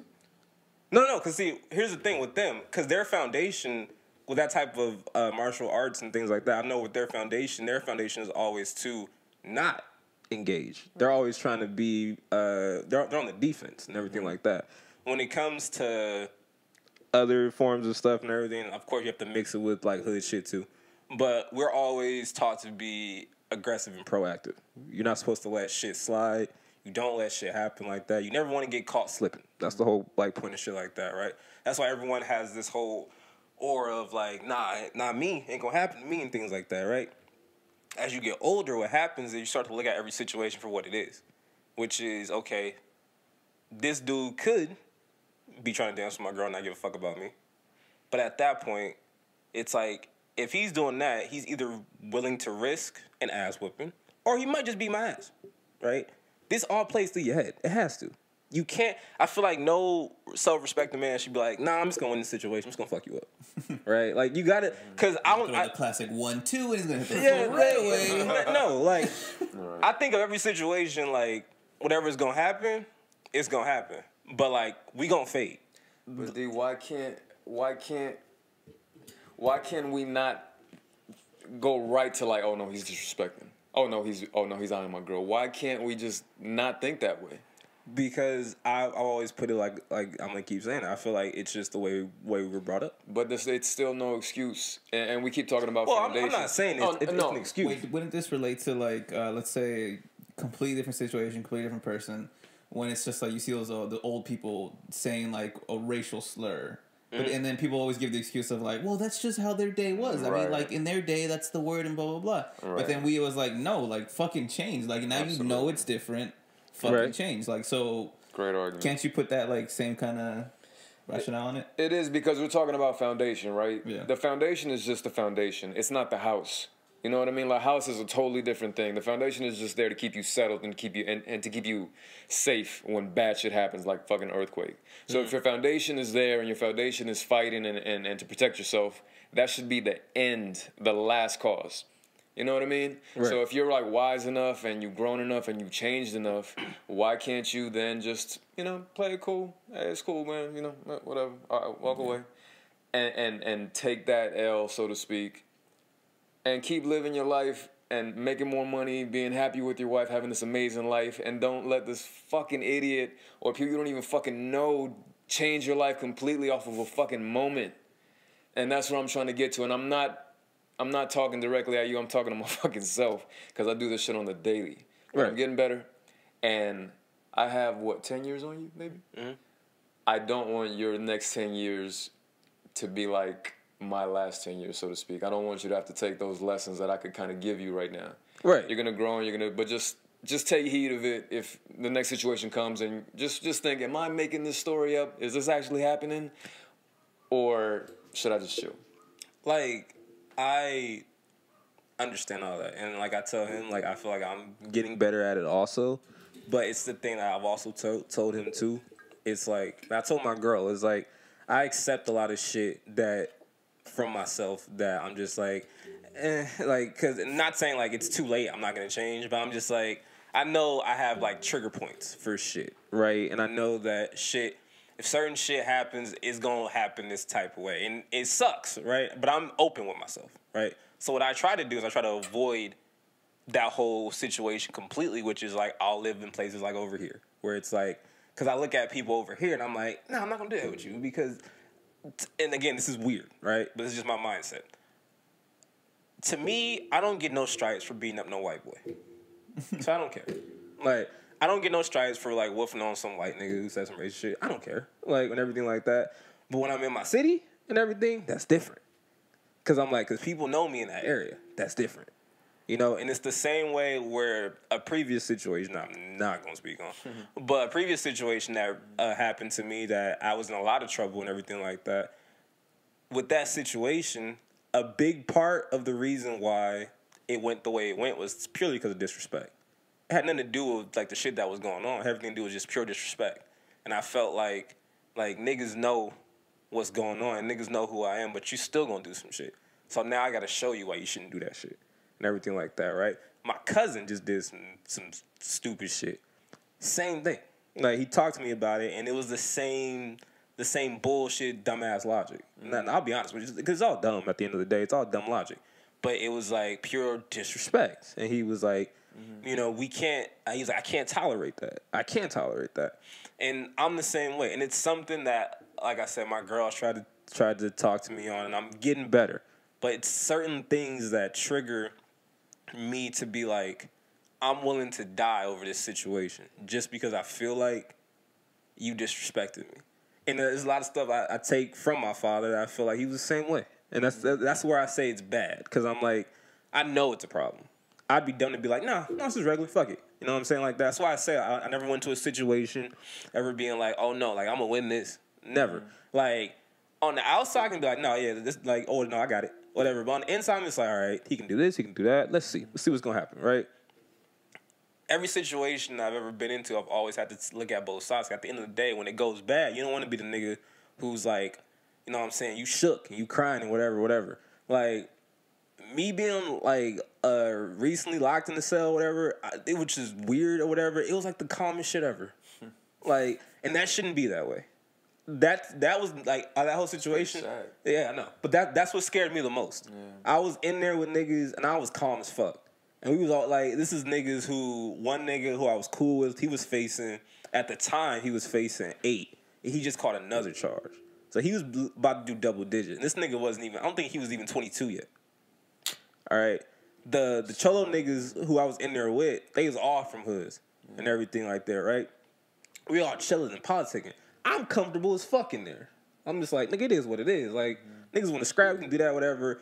I told him, I came into that place, and there was a bench someone was sitting on. I just moved their shit and just sat down. And I'm like... Do you think that has to do with, like in your head, you're like, okay, we're all from kind of the same place with the same kind of rules, so everyone knows how to act? So there shouldn't, like, for the most part, there shouldn't be, like, an issue. No, it's the me expecting an issue. And me being already prepared to be like, we can take this whatever y'all want to take this. But what you're not going to do is you're not going to think shit's sweet over here, and then you're going to try to do some shit. So we can just get it out the way right now. If niggas want to do that, we can do that. If they don't want to do that, then we can all be chill. We can all be cool, and it is what it is, right? And that's something that I realized about myself. Because in that situation, that was my first time, well, second time, but that was my first time really being in there with, like niggas that I consider real niggas, right? And we all in there together, and it's just like, it was like some real, like, jungle mentality where it's like, all right, everyone in here is like a lion. But we don't really see what niggas' hearts at when it started getting whatever. And then, like, when shit started to happen, old boy started snitching. His heart wasn't in it, all right? And then now niggas is looking like, oh, okay, you solid. And now they point at me like, no, you the solid nigga. He wasn't solid. But he's talking all this shit about, like, all this Crip shit. But he not solid and everything like that. And that's where I say it's sick. It's disgusting, and I hated it. After that whole situation, I was depressed for a while. Because I was just, like, looking back at it, I was just like, damn, I really didn't give a fuck about my life up in there. I was just like, fuck it. We in here now. I feel like, you know what I'm saying, whatever happens, if it goes down the way it's going to go down, whatever, it was worth it. That's sad. And like I said, I just had the same conversation with my cousin. That's so sad. My cousin is 3 years older than me. My cousin is 30. He got 2 little girls, right? And they love that nigga. It's not like some shit where it's like, oh, he's a sometime dad. They love that nigga. And he doing the same type of shit. And he worse than me. And we have this conversation, and my girl's disgusted after the conversation. My cousin is like, nigga, fuck it. That's what we do. I don't care about none of that. I hope you change your mentality. But for me, like I said, the people that I bring in my life when it comes to, like, my girl and knowing y'all and shit like that, that's what keeps me calm and be like, you know what? I'm smart. This is stupid. I'm not going to do this. Why? For what? The moments, for some reason, when I'm not around these niggas, like, and I'm by myself, that's when I get locked into, like, all right, this is me now. Like, what you going to do? And, and it sucks. And that's why, like, even this year, it's my first year, I'm going to go see my dad ever. Like, I'm actually visiting him. And that's some shit I never wanted to see because, like, I always told my sister, and they understood it. I was like, I don't know why, but I can't go and see my dad in there and then see my name. Because it's weird. You know what I'm saying? It's not, like, because, like, I'm Dwayne Campbell. You know, like, that he was obviously senior, but no, that's me now. Now I look at it like, am I facing my own mortality and shit like that? Am I seeing some shit I'm not supposed to see right now? Like, I told him too, when it came to my family, no Campbell made it past 30. I'm the closest one. Damn. My dad died at 29. Shit. So I look at shit in the weirdest ways. And it's some shit, like I said, I know it's not worth it, but I'm just like, fuck it. Like, that hurts me, man. I understand it. I hear you, but it hurts me because I've known you since you were so young. Yeah. And I really hope, like, the older you get, you face what is and truly is just ego. Right. It's just ego, and you're able to calm yourself down as opposed to it being about us. Look, every situation is going to be different. The only time I go black or see red, yeah. Only time I go full, nigga. Oh my God. Please don't post this. No, you got to. The clip. No, you got to. Manny Montana goes full. Nigger! That's what he said. Horrible word choice. We got it My in. God, please forgive me, the internet. The only time I knew he was racist. I knew it. Shit. The only time I, like, see red, damn it. See, like, there's no win. The only time I don't think is when it comes to protecting my family. That's when I'll make dumbass choices. But at the end of the day, if anything happens, you did it for the right reason. Right. When it's stupid, egotistical shit, like what the stupid scenario I keep bringing up about the sidewalk. All these people standing in sidewalks. Stop it. Like, get the fuck out of the way. Like, that shit has to change in my day to day.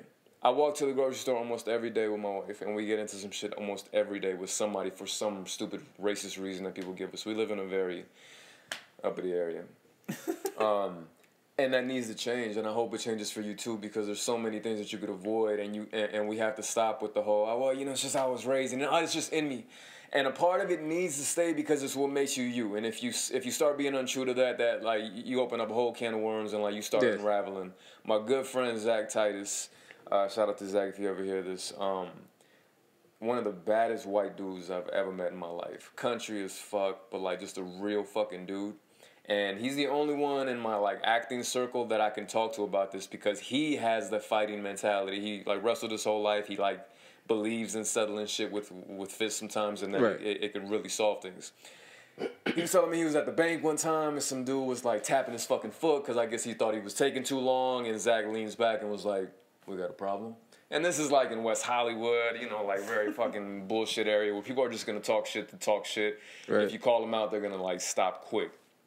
And Zach was like, you know, he did what we would have done, but everybody else is like, but you know, why are you gonna, you know, risk losing? You know, you have 4 daughters. You know, you're gonna risk so much. But like, I just have to get that shit out. Is what he said. He was like, I can't stop being me. Like if somebody, he told me about some dude tapped his wife's ass like in a club one time, and Zach just put him in a fucking headlock until security came. Didn't throw any punches, which is super fucking smart. I wish I could get to that mentality. Put him in a fucking headlock and just held him there until the security guards came. But he's like, it's in me, and if I start losing that bit of me, I think it's gonna affect my acting. I think it's gonna affect me as a father. I think it's gonna affect me as a husband, and I side with him to a certain extent on that. You have to have that little bit of edge in you because it's you. Right. But we gotta be fucking smart, man. We gotta be fucking smart and avoid certain situations and just be like, no, I'm good. Because that shit is cool. That shit is fucking cool. Like that quietness that people have where you're like, if you're woofing and somebody's being quiet and just fucking looking at you, you have that brief moment of like, oh, I probably shouldn't fuck with this dude. I want to be that kind of cool. Right. Where like, no biggie, man. And then as soon as you fucking put your hands on me, some shit's gonna happen. Right. We gotta get to that fucking point. No, I agree. And it's something, like I said, at the end of the day, I'm getting there as slowly but surely. My only fear is that I don't run out of time and I do something stupid and then something happens. Whatever, but I'm getting there. It's hard because, like I said, it's the same situation I got into was over my family. So that's when it was just like, nah, I don't want to hear none of that. Which is why I'm like, you do what you do. Yeah. Right, like, I'm saying, I don't want to hear nothing about none of that. But totally agree. I would have done the same. Other shit, when it comes to, like, like those stupid situations and everything like that, I feel the same way because I remember we had a conversation, you talked about how, like, you feel bad after situations. And I was like, I feel the same way. And you were like, you feel bad. In what way? You were saying that you feel bad because it's like, you know that, like, this person can't deal with that. Or you know that. Yeah. It's like, why did I, like, for it's what? Weird. I'll feel bad for the person that just disrespected the fuck out of me. And right. It's the same way. I think you're the same way. No. I'm like, what? No. Oh, fuck you. You deserve that shit. You started it. But see, that's something I feel like when it comes to you, and this is just because I've known you for so long or whatever, I've never known you to have ever been, like, violated. For me to violated. Violated? Well, I'm talking about on the street level, not like a fucking pedo level. I'm talking like on the street level, like, you know, violate. You know, I never heard of, I've never seen or knew someone that, like, walked up to you and was like, nigga, fuck you. Yeah, I feel like you never had issues with people. When I was really young, I used to get into fights. But this was like... See, that's like neighborhood shit. Yeah, right, that's neighborhood stuff. Yeah. And That's like... To me, that stuff, it matters, but it's like, it's neighborhood shit, and you're a kid, so you expect it. Right. I'm talking about when you get to, like, middle school, high school, and whatever. All this shit stopped for me, basically, senior year. All that shit started to take a whole different turn and everything, because I remember fucking being with y'all and shit, and walking down streets with Jay and shit, getting banged on. Mm-hmm. I remember, you know what I'm saying, being at school, and, for some reason, like, niggas respecting, like, the people I was with, but when it came to me, they was like, nigga, you ain't gonna do nothing and everything. And I'm like, what? Like, these niggas not even from, like, whatever, right? And then, for some reason, as soon as senior year came, This is after I got jumped and everything. As soon as senior year came and everything, all that shit just stopped. And Oh wait, like you changed and you were like, this shit ain't gonna happen no more. no, it wasn't even like me changing. I was always the same. Like every situation, all those situations and shit like that. Like even like, cause everyone knows if you grow up in a hood, like you gonna get banged on. Just gonna happen. So what stopped? I'm talking about like, for example, I didn't get no more like where you from. So people stop perceiving you as like some little bitch. Pretty much.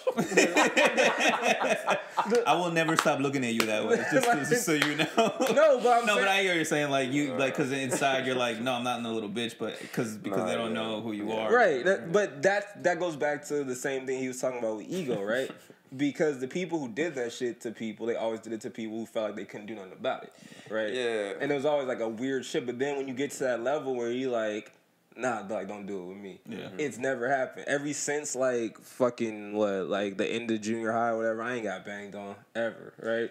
Ever since then, whatever, like there's been no situation where someone's been like, oh, like no, I want to fight you for real. Yeah. Like there's never been no situation, things like that. It's also just out of high school. Like once you get out of high school, like that shit kind of just stops, or it should. Right. You need to get the fuck out of wherever you're at. Like, but and then it got to a level, but then prime example, you said out of high school, but you know where we're from, so that shit don't matter because on the streets nobody knows. Nobody knows how old you are, nothing, right? So it's still the same type of shit, right? And then it was like in the neighborhood now, I'm fucking out of high school now, and now I'm fucking at my mom's house. I'm defending her niggas 40 plus, and they like old as fuck and everything. I'm like, nigga, what's up? What you want to do about it then? Mm-hmm. They don't want to do nothing about it and everything like that. And that's when I started to realize, I'm just like, oh, all this shit, like really deep down, a lot of niggas pussy. And they don't want to like, and it's like not like on a tough guy level, but it's like they do that shit because they're scared.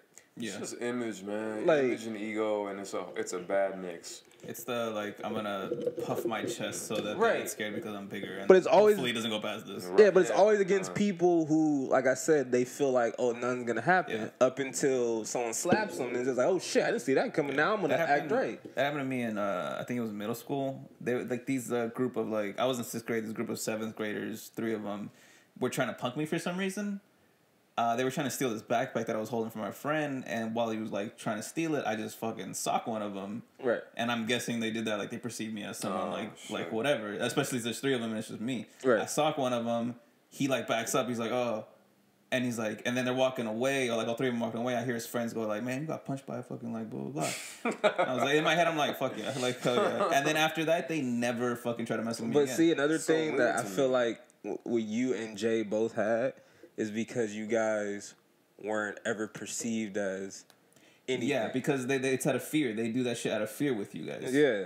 So that's why, like, out of nowhere, you get that weird aggression. Yeah. Like, you're like, what the fuck? Or whatever, right? Yeah. And then it's like, but I always, that's when you talking about being jealous, I was always jealous of these niggas. Because they could walk down anywhere and they can just, no one give a fuck about them. No one give a fuck and everything. I go down somewhere instantly like, hey nigga, where you from? Yeah. Maybe that's what we came up with, like how we handle situations. Because when me and Dwayne, when we handle situations, like when it's whatever situation, I'm the one that gets super fucking mad. Like I'm the one fucking woofing. I'm the one fucking in his it's always face. him. Like getting fucking It's angry. never Like fucking me. like I can't. Like I'm so angry. Like words can't even come out of my mouth anymore. Like fucking bitch.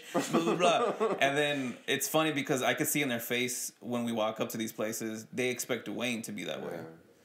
And when I'm the one that's doing it, it's so fucking funny because it catches them off guard, and then Dwayne comes in with like the pretty much the good cop routine, and it gets handled like this. It's so funny because we always get our way, pretty much. So do we have like resting bitch face or like that, like? No, or like don't need to discuss. Yes, I've had to tell a friend who's always like, well, maybe if you smile more, which I always take offense to that. I'm like, fuck you, man. I'm not gonna walk around just fucking smiling to put you at ease.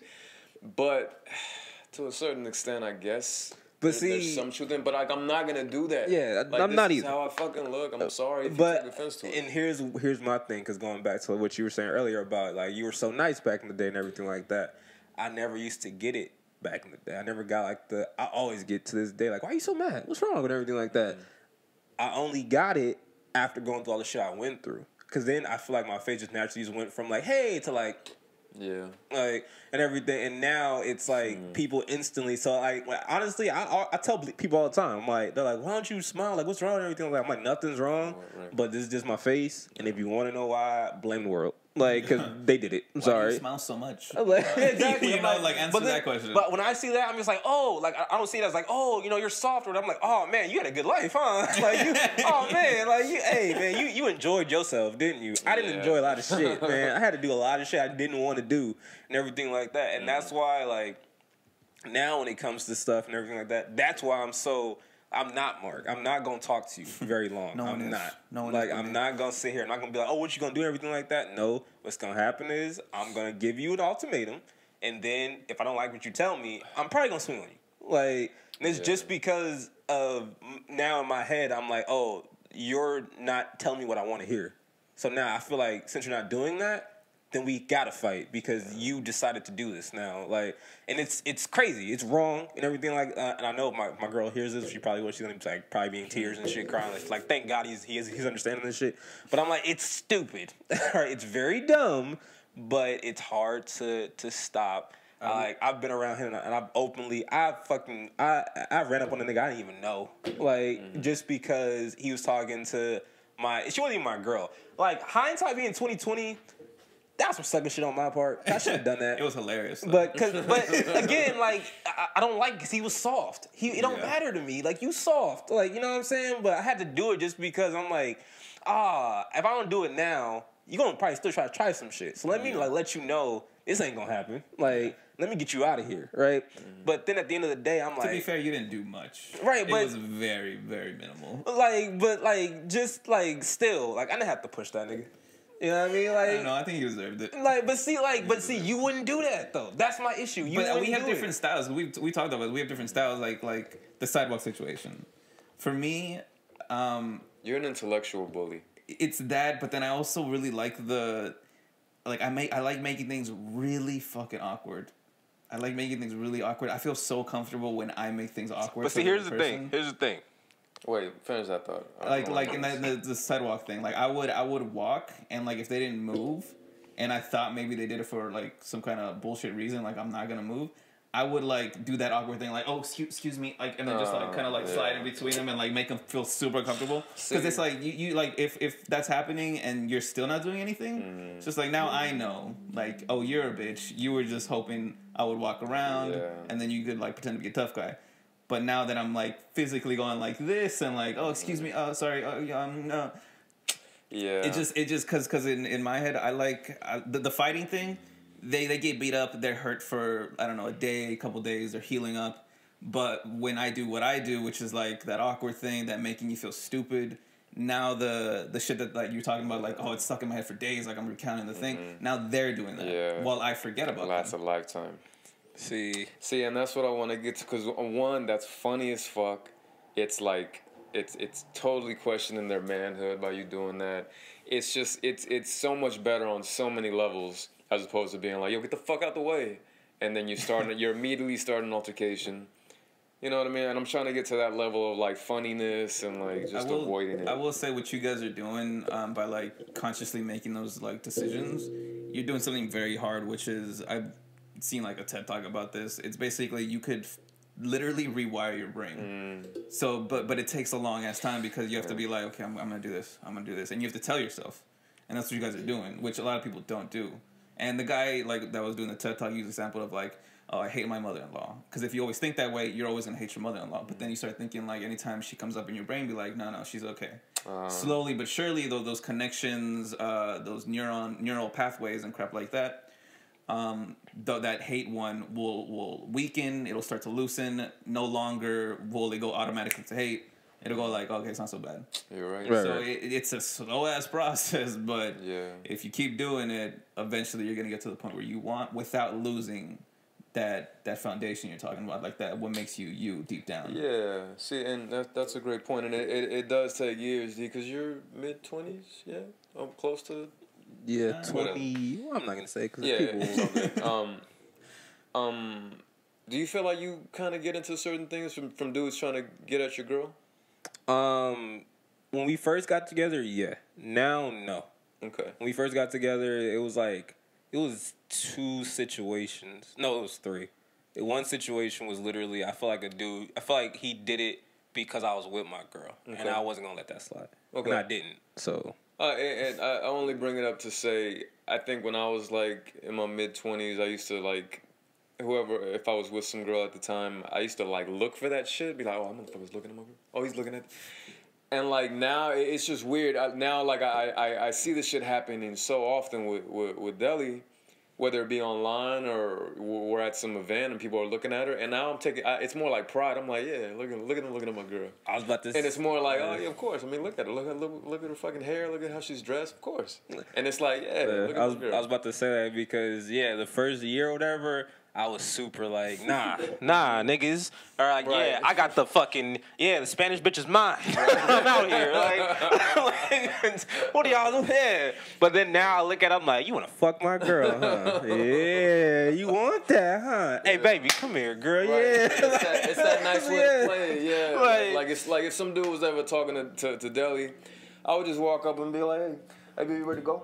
Oh, to the other. But to him too, I was like, ooh, okay, little threesome action. Or like anything of like let's bounce, yeah, or like or like you done talking, and just playing it cool as opposed to like younger me that would have just done some dumb shit for no reason, just egotistical. Yeah, So, like I said, now in those situations I understand it because I'm like, okay, she look good. Like that's gonna happen. I'd be stupid to think that wasn't gonna happen. But at the end of the day, all this shit, man, please just avoid situations as much as you possibly can because there's no reason to be in jail or be hurt or in your life over some dumb shit that you could have avoided. I'm starting to learn that a lot. There's no win. And The greatest revenge you can have on somebody is your life being like so much better than theirs. But see, you could also beat their ass and then it'd still be better. See how that works? If it ended there. Yeah, If it ended right there, it'd be fucking great, but it never if it's does. like a Tupac situation where like all these things happen afterwards, then This chain reaction of events. Yeah. But all right, so last little quick thing I'm gonna get out. Damn it, it was. Let me just look real quick. Mark be the fucking B mic. Help me. you know you can't do this, man. All right, cool. I got it. Cool text. So my last question, we talked about all this whole shit and girls and situations and being out. One situation that happened last week, I was with my cousin. We went to a club and everything like that. And this was like my first time being in a club without my girl, right? So this is very weird. But I realized that I don't think you can be in a committed relationship and actually have fun on either side. I don't think it's possible. Wait, have fun separately? Yeah, have fun separately. I don't think it's possible because, long story short, me and my cousin, we went out or whatever. These 3 Asian girls were trying to dance with us, and we were like, no. And then this one weird Asian chick. I'm just here to hang out with a friend. Gee. When I was like, oh my God, I was like, I get girls now. I get so much now. And then this one girl literally we found out later was her husband. She was like trying to get us to like go back to this hotel with her. Ew. Yeah. And I was like, what the fuck is going on and everything like that. And then I was like, yo, you can't go anywhere At a club. Well, I'm talking about like clubs, but like let's throw it out there. If you go, you're you. Mm-hmm. Right? So you're not with your wife and everything like that. Can you go to, which I feel like you wouldn't even be in a fucking bar, but can you go to a fucking bar? Or can you go watch a game somewhere by yourself? Oh, no. Around like these chicks and not expect a girl to be like, hi.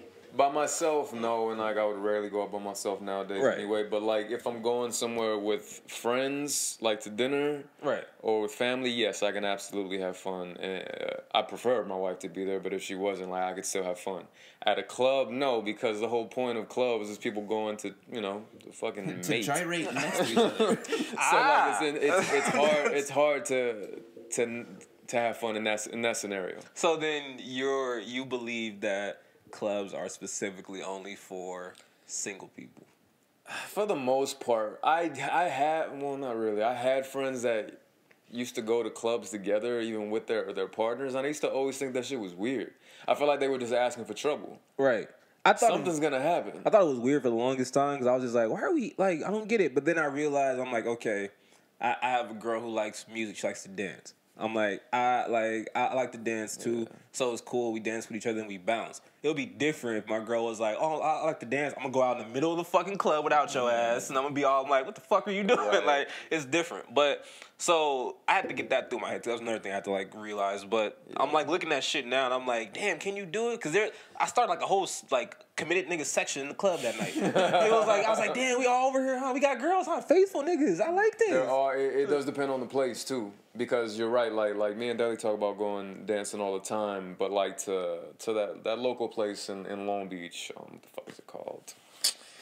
That Some place. local place. Some local place. Where is Once it? they pay for a sponsorship, we will mention your name. Right. Is it I downtown know or what it is east now. I side? just don't want to say it now because I don't want like free club. Anyway, it's a more local, laid back place. So if you go there to have fun, you're going there to have fun with your people. If you go to some fucking like club where like Right. you know it's like cover charge, fucking whatever it is, like yeah, that's a weird thing to do with your significant other because you're just asking for trouble. But if you go to the nice like if somebody's into salsa and they're going fucking salsa dancing with the partner, that's fucking awesome. So, and you should be able to do that, and you should be able to watch your partner dance with somebody else if it's something like that. But yeah, like the regular stereotypical clubs, nah, fuck that shit, man. That's weird. I feel like it's impossible. I'm like, there's agreed. something's gonna happen either for your, because I was like, you know, because my girl was going out with her friends a couple times or whatever, and she was always like, yeah, this guy tried to dance with me. I was like, no. And he was like, oh, why? And everything. And then she'll be like, because you know, whatever. But I have a boyfriend. He'll be like, oh, where's he at? And everything like that. It doesn't matter. And then he'll be like, oh, okay, whatever then, like, and everything. And I'm like, damn. I never went out by myself, or not by myself, but like these, because he don't club and everything like that. Jay's gay. Why you say it like that? Yeah, you don't want no bitches. I try to hold my throat open every time. Jay's anti-vagina, so it's kind of no, but Jay don't do it either. To be honest with you, but he doesn't do it. My friends who do that shit, they're all scumbags, so can't do that. And then it's like my cousin's my family, so I'm like, that's how I'm gonna test it with my cousins. I'm gonna see, and right, my first time it's like I can't do this shit either. I'm like, this is a walking like this is some bullshit. Trouble, man. Yeah, it's some bullshit. Because it's not just somebody coming up to your girl. Like if some girl comes up to you and try, you're assed out too. I'm just like, nah. And then it's funny too because even like in the gym, which I call the gym, you know, the new club. Oh God. I've had girls that know my girl, and they'll tell my girl they saw me in the gym, but then like there was one girl which I don't know if she listens to this, whatever. Because there is one girl who wants to meet you because we know each other. I'm like, no, but Yeah. I mean, you. I'm like, okay, no, that's weird. But it's not her. But I thought about that now because I'm talking about my girl's friends. But another girl, she saw me in the gym apparently for like the longest time. And when I finally saw her again, this was like 2 years or whatever. Mm-hmm. She was like, my girl told me like, yeah, she sees you in the gym all the time. And I was like, that's the weirdest shit ever. I'm like, comments in there. I'm like, wait a minute, whoa. You mean to tell me you see me? You don't say nothing. So what you doing? Just watching me? You just watching me? Like I'm gonna wait. Trying to catch. Yeah, I'm gonna wait for the trouble to come. I'm like, it's not gonna come, man. Yeah, man. Like, but yeah. No win. There's no win to that shit, because then there's gonna be some dude like Mark that's gonna fuck your girl. The wedge is on the prowl. The worst thing ever is knowing a nigga like Mark is fucking your girl and you can't do nothing about Because he's the last one you'd expect. And he's always doing this shit. Like, every week there's like a new story, and I'm like, you're doing what with where and who? I'm like, oh shit. how? With the candlestick in the study. I call my dick my candlestick. I got the candlestick. Oh my God. I'm never gonna let you live that down. The candlestick. All right. All right, Yeah, all our some topics plugs. and I shit. gotta pee. Real quick with the I drink plugs. a lot of water. You can find us on youtube.com/howdoiknowyou, on Instagram and Twitter, HDIKY1 with the not number one, HDIKY1.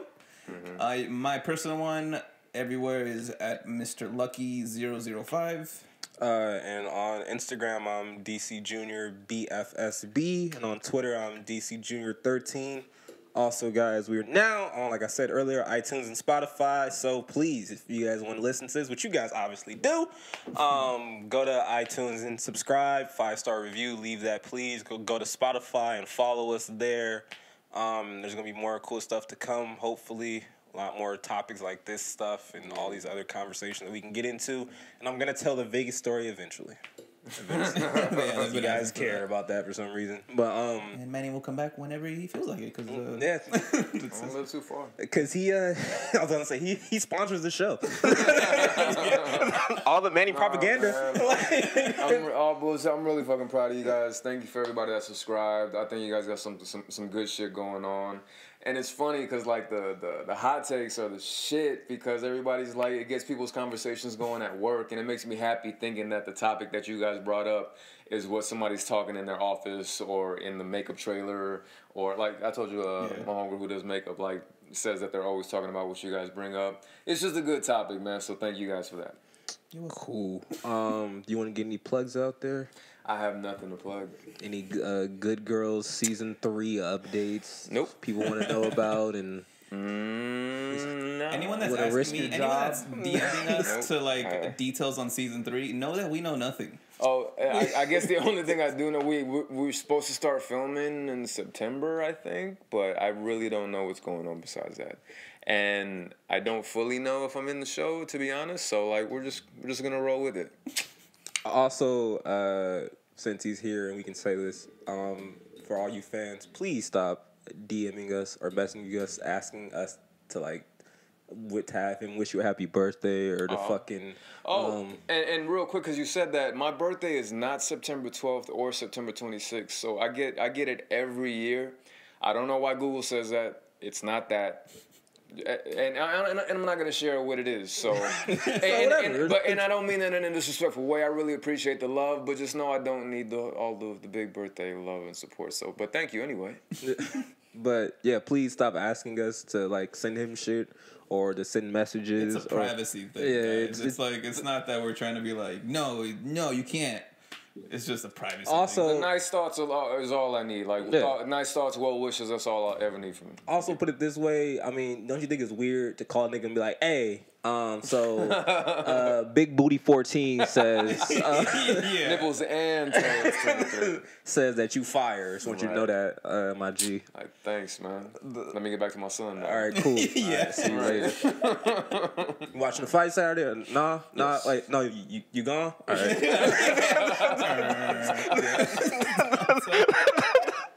All right, then, whatever. Thank you guys. But as we always say, if I don't know and you don't know, Who really knows? how do I know you? Thanks for watching. Manny, go pee. Let's go.